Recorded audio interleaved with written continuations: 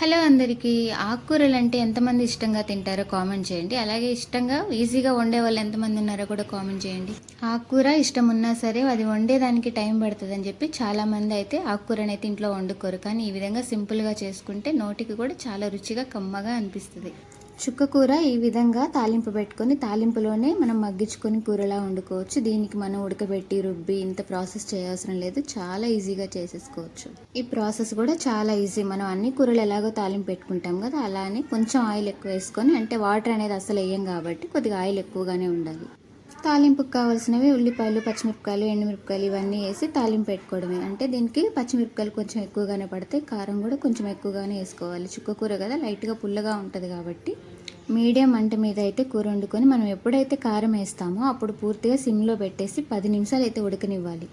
చుక్కకూర కదా పుల్లగా ఉంటుంది అని టమాటాలు స్కిప్ చేయొద్దు. టమాటాలు కూడా ఈక్వల్గా వేసుకోవాలి. కారము పచ్చిమిరపకాయలు వేస్తాం కాబట్టి పులుపు అనేది అస్సలు తెలియదు.